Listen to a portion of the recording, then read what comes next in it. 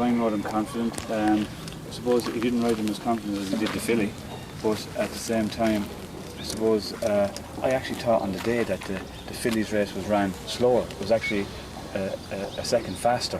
So really this lad done well, you know, seeing that he didn't get a proper true and gallop, you know, because he was just a little bit slow away and that, you know, so it didn't work out. But he's a lot sharper now for that race coming here, you know, so he seems to have taken that race well, and he's coming here now. It's all more straightforward for him, you know.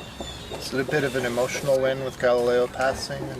Sure. Look. He's another son of Galileo, and on the day as well, I suppose, you know, it was great that he won, you know. But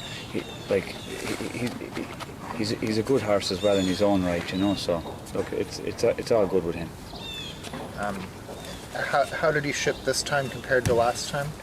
Well, he shipped good all the time, you know. So I suppose coming here, it's a bit longer from JFK, but he came through the night, so he got here in 3.5 hours from JFK.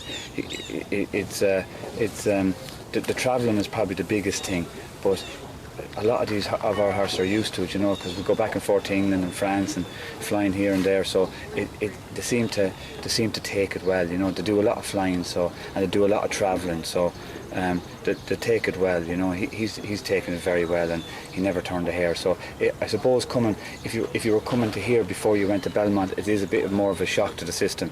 But after going to Belmont, he's been very, very good here.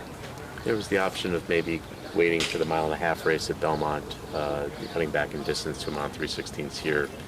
Well, how do you view that? Well, I suppose we've come here a few times, and we've failed.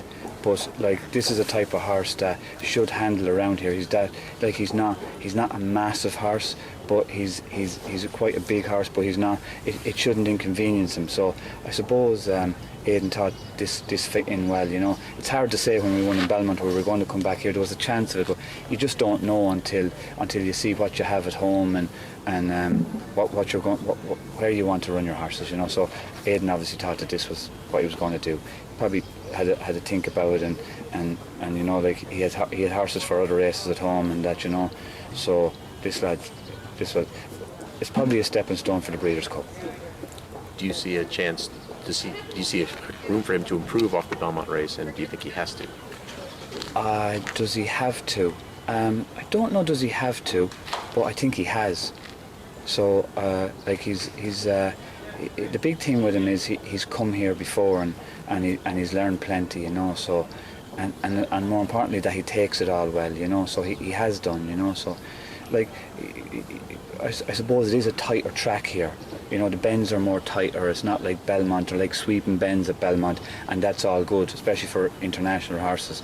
But this lad, I'm sure he'll be okay as long as he gets a good jump from the gate. He should be okay, and he's drawn to go where he wants as well. You know, he's drawn right in the middle, you know, in 6. So there can't be any. There's no point in making excuses for it. So as long as he gets a true run race, there'll be no issue. Do you think he's the best horse you've brought for this race, right?